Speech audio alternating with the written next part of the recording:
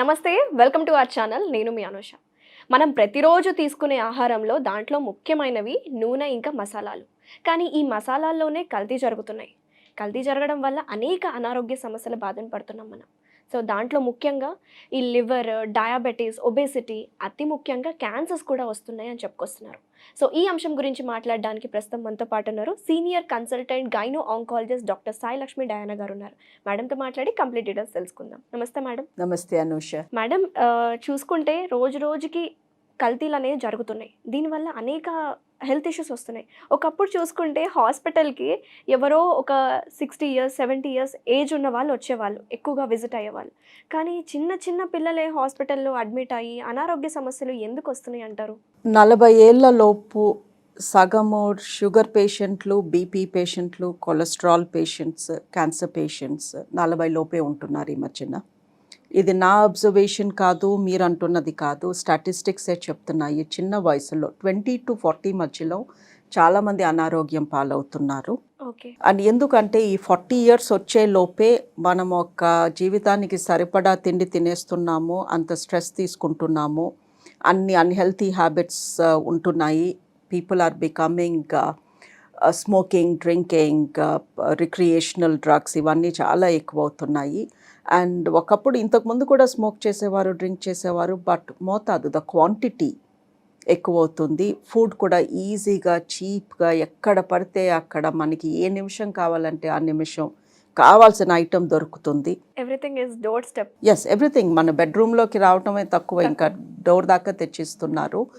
And more importantly, so మనం quantity పెరుగుతుంది, quantity of food పెరుగుతుంది, క్వాంటిటీ ఆఫ్ అన్హెల్తీ హ్యాబిట్స్ పెరుగుతున్నాయి. Amount of smoking and drinking చాలా ఎక్కువ అవుతుంది. అమ్మాయిల్లో అబ్బాయిల్లో క్వాలిటీ పడిపోతుంది.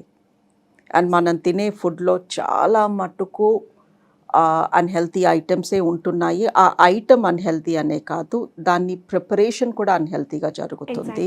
వాడే ఆయిల్స్, దాంట్లో యూస్ చేసే స్పైసెస్ ఇవన్నీ అన్హెల్తీగా. అండ్ ఇంకొక విషయం, ఫ్రెష్నెస్ చాలా తక్కువ. అవి ఎప్పుడు తయారయ్యి, ఎప్పుడు డిఫ్రాస్ట్ అయ్యి, ఎప్పుడు డీప్ ఫ్రై అయ్యి, ఎప్పుడు మన డోర్ స్టెప్కి వచ్చిందో గాడ్ నోస్. సో ఇన్ని రకాలుగా మనిషి పొద్దున్న లేచినప్పటి నుంచి పడుకునే వరకు బాడీకి insult in so many ways జరుగుతూనే ఉంది. మన బాడీని ఇన్ని రకాలుగా ఇంత దారుణంగా ఇన్సల్ట్ చేస్తే రోగాలు రాక తప్పవు. ఇంకోటి మేడం, మనం తీసుకునే ఐటమ్స్ మీరు అన్నట్టు ప్రతిదీ అన్ని ఈజీ టు ఆర్డర్, అన్ని డోర్ డెలివరీ అయిపోయి మనం బ్రాండ్ చూసి కొంటున్నాము. కొన్ని మసాలాస్ కావచ్చు, ఏవైనా ఆయిల్స్. సో ఈ అన్సాచురేటెడ్, ఎస్పెషల్లీ ఈ పాలీ అన్సాచురేటెడ్ ఫ్యాటీ యాసిడ్స్ ఉన్న ఆయిల్స్ వాడడం వల్ల అనేక హెల్త్ ప్రాబ్లమ్స్ వస్తున్నాయి అని అంటున్నారు కదా, ఏంటది? లుక్ అండి, ప్రతి ఆయిల్కి ఒక పాయింట్ ఉంటుంది, వేర్ ఇట్ బాయిల్స్, అంటే వేర్ ఇట్ డీప్ ఫ్రై చేయటానికి ప్రతి ఆయిల్కి ఒక టెంపరేచర్ రీచ్ అవ్వాలి. మన ఇళ్ళల్లో కామన్గా వాడే oils are sunflower oil, peanut oil or rice bran oil, canola oil. ఇలాంటి ఆయిల్స్ మనం రొటీన్గా వాడతాము. అండ్ ఈ ఆయిల్స్ టెంపరేచర్ రీచ్ అవ్వడానికి, ఒక ఐటమ్ మనం ఫ్రై చేయాలి అంటే ఆ oil almost 300 to 400 degrees centigrade వరకు వెళ్ళాలి. అండ్ ఆ టెంపరేచర్ రీచ్ అయినప్పుడు, ఆయిల్లో నుంచి పొగలు వస్తున్నప్పుడు, ఆ వచ్చే పొగలో కెమికల్స్ మూలంగా క్యాన్సర్స్ వస్తున్నాయి అంటున్నారు. సో ఇప్పుడు మనం sunflower oil, safflower oil, rice bran oil, canola oil ఇవన్నిటితో కూడా ఆ వచ్చే పొగలో క్యాన్సర్ వచ్చే రిస్క్ ఉందంటే మరి మనం ఏం వాడతాం? అవును మేడం. సో ఏమంటున్నారు అంటే నూనె, ఘీ, బటర్, నెయ్యి, వెనపూస అండ్ ఆలివ్ ఆయిల్ ఇవి తక్కువ టెంపరేచర్లోనే హీట్ అయిపోతాయి. ఇప్పుడు మనం ఆయిల్లో కొంచెం నెయ్యి వేసి వేడి చేసామనుకోండి, నెయ్యి మాడిపోతుంది. అవును. రెండు కలిపి మనం వేడి చేయలేం, బికాజ్ ఆయిల్కి చాలా టైం పడుతుంది కాగటానికి. నెయ్యి తొందరగా కాగిపోయి ఆ టైంలో ఇది మాడిపోతుంది, మనందరికీ తెలిసిన విషయమే అది. సో నెయ్యి, వెనపూస తొందరగా రీచ్ అయిపోతాయి ఆ టెంపరేచర్. సో దానిలో నుంచి వచ్చే కెమికల్ తక్కువ ఉంటుంది. సో మనకి ఏదన్నా డీప్ ఫ్రై చేయాలి అంటే మనం వాడే సన్ఫ్లవర్ ఆయిల్ కానీ, పీనట్ ఆయిల్ కానీ, వీటివి చాలా హై టెంపరేచర్కి వెళ్తే కానీ అవి సెగలు రావు. ఆ వచ్చే సెగల్లో వచ్చే కెమికల్స్ మంచివి కావు. సో బేసికలీ ఆయిల్ వాడక తప్పము, బట్ డీప్ ఫ్రై చేయలేదు అనుకోండి, మనం కూర వండుకోవడానికి సెగలు వచ్చే వరకు ఆయిల్ వెయిట్ చేయము. బట్ ఏదన్నా ఫ్రై చేయాలంటే, బజ్జీ లాంటివి వేపుకోవాలి అంటే మటుకు we do it. Exactly. So you need to cut down on deep fry. So sunflower oil వాడొద్దు, సాఫ్లవర్ ఆయిల్ వాడొద్దు, రైస్ బ్రాన్ ఆయిల్ వాడొద్దు, అవి వాడితే క్యాన్సర్ వస్తుంది అంటే మరి ఏం వాడతారు? రోజు నెయ్యితో వెనపూస్తో వండుకోలేము. చేయలేరు కూడా. Yeah, leave alone effort. మళ్ళీ వాటిలో కొలెస్ట్రాల్ కంటెంట్ హై ఉంటుంది. So what we're saying is ఆయిల్ని బాగా మరగ కాస్తే ఆ వచ్చే సెగల్లో ఉండే కెమికల్స్ మంచివి కావు కాబట్టి మరిగించొద్దు, డీప్ ఫ్రై చేయొద్దు. మామూలుగా కూరలు వండుకోండి, లైట్గా ఫ్రై చేసుకోండి, ఆర్ సాటే అంటాము, లైట్గా 1 స్పూన్ ఆయిల్తో ఇటు తిప్పి కుక్ చేసుకోవడం, అలాంటివి తినండి. సో ఆయిల్ వాడితే క్యాన్సర్ వస్తుంది అంటే ఎస్, ఆయిల్ వాడితే దాన్ని మరిగించి ఆ మరిగించిన దాంట్లో మీరు బజ్జీలు లాంటివి వేపుకుని తింటే ఎస్, క్యాన్సర్ వచ్చే ఛాన్స్ పెరుగుతుంది. మోర్ ఇంపార్టెంట్లీ అదే ఆయిల్ని మరుసటి రోజు మళ్ళీ మరిగించి, మూడో రోజు ఇంకోసారి మరిగించి, బజార్లో జరిగేది అదే కదా. 2 లీటర్ల ఆయిల్ పోసి బజ్జీలు వండుతున్నాడు ఒక అబ్బాయి బండి పైన, అదంతా పారబోస్తాడా? 1000 రూపాయలు పెట్టుకున్న oil, he's going to reuse it. Next day మళ్ళీ మరిగిస్తున్నాడు. ఒకసారి మరిగింది ఆల్రెడీ అందులో కెమికల్స్ అన్నీ వచ్చి చెడిపోయిన ఆయిల్ని మళ్ళీ మరిగించి అలా 10 రోజులు మరిగించి మనం అవి తింటా అంటే మరి రోగాలు రాకేమవుతుంది? So cut down on deep fried food. 1, ఆ డీప్ ఫ్రైడ్ ఫుడ్ తినాలి అనిపించినప్పుడు అది ఇంట్లో చేసుకుని కొంచెం నూనెతో చేసుకుని ఆ నూనెని డిస్కార్డ్ చేయటం మంచిది. బయట ప్రతి ఒక్కళ్ళు they reuse it because affordability. 20 రూపాయలకి నీకు బజ్జీ కావాలంటే ఆ ఆయిల్ ఎలా పారేస్తాడు? మరుసటి రోజు అదే వాడుకుంటాడు అబ్బాయి. So that is where you need to limit.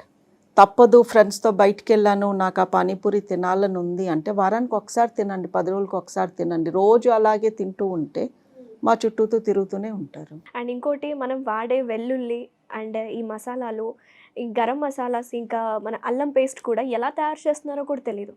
But మనం ఏంటంటే ఇది బాగుంది, అడ్వర్టైజ్మెంట్ చేశారు brand, so how to prevent అంటారు మేడం. ఇలాంటి ప్రాబ్లమ్స్ కొన్ని అవాయిడ్ చేయలేం మనం వస్తువుల్ని. సో ఎలా దీన్ని అడ్రస్ చేస్తారు మీరు? ఇప్పుడు ఒకసారి మీరు సూపర్ మార్కెట్కి వెళ్తే అండి, the spice range, okay, fish tikka masala, chicken butter masala, అలాంటివి, కిచెన్ కింగ్ మసాలా, రకరకాల ఒక 20 బ్రాండ్స్ ఆర్ 20 టైప్స్, ఒకే బ్రాండ్లో 20 టైప్స్ ఉన్నాయి. ఓకే, పావ్ బాజీ మసాలా, చోలే మసాలా, చనా బటూరా మసాలా, నిజంగా అన్నీ అవసరమా?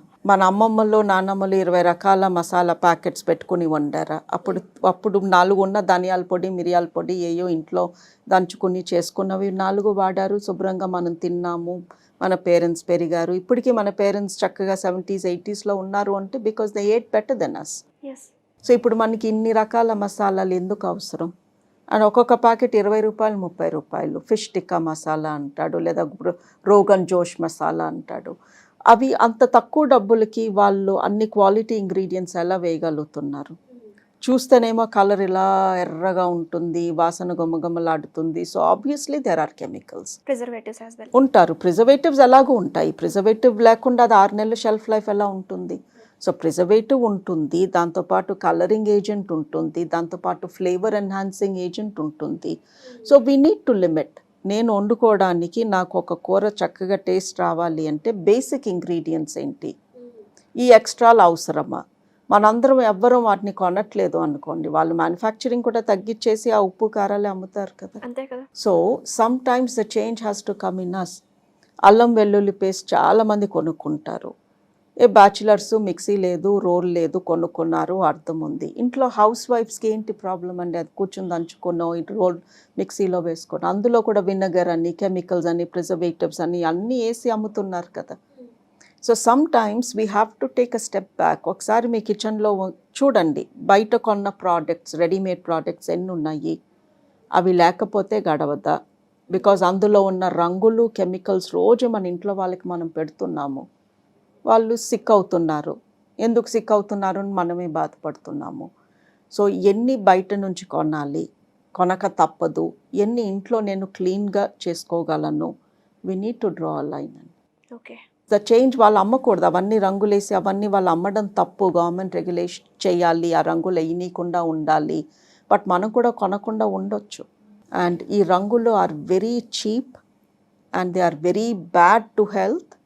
అండ్ ఎవ్రీడే అలాంటి రంగులు వేసిన ఉప్పు, కారము, రంగు వేసిన పసుపు, రంగు వేసిన మసాలా పౌడర్లు తింటూ ఉంటే రోజు అలా మన పొట్టలో అవి పేరుకుపోయి ఒకరోజు పొట్ట అంటుంది, ఇంకా నా వల్ల కాదు ఇన్ని రంగులు నేను అరిగించుకోలేను అని చెప్పి అల్సర్లు ఇవన్నీ స్టార్ట్ అవుతాయి. సో ఒక రకంగా చెప్పాలంటే ఈ క్యాన్సర్ని ప్రివెంట్ చేసుకోవాలంటే ఒక మాటలో మీరు ఏం చెప్తారు మేడం? బాడీని రెస్పెక్ట్ చేయండి. బాడీ పొద్దున్న లేచినప్పటి నుంచి మళ్ళీ నెక్స్ట్ డే లేసే వరకు 24 అవర్స్ మీకు అది సహాయం చేస్తూనే ఉంది. మీరు పడుకున్న మీ బాడీ దాని పని అది చేస్తూనే ఉంది. గుండె కొట్టుకుంటూనే ఉంది, పేగులు అరిగిస్తూనే ఉన్నాయి.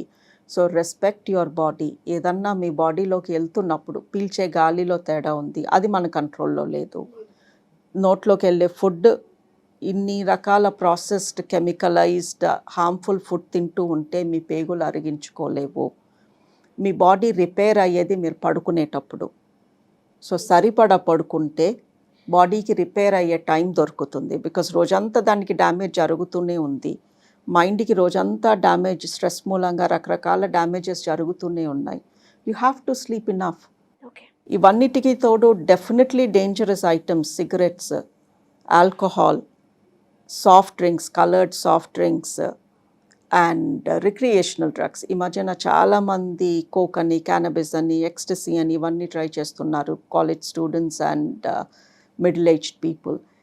ఈ ఫుడ్లో తేడాలతో పాటు ఈ ఎక్స్ట్రా డ్యామేజ్ కూడా మీరు అలా చేసుకుంటూ ఉంటుంటే మీ body will give up. Thank you madam, చాలా డీటెయిల్గా ఎక్స్ప్లెయిన్ చేశారు. ఈ కల్తీ జరుగుతున్న స్పైసెస్ అండ్ ఆయిల్స్ని మనం ఎలా అడ్రస్ చేయాలి, ఎలాంటిగా జాగ్రత్తలు తీసుకోవాలి మన ఆహారం విషయంలో చాలా వివరంగా చెప్పలేదు. థ్యాంక్ యూ అండి. నమస్తే. నమస్తే.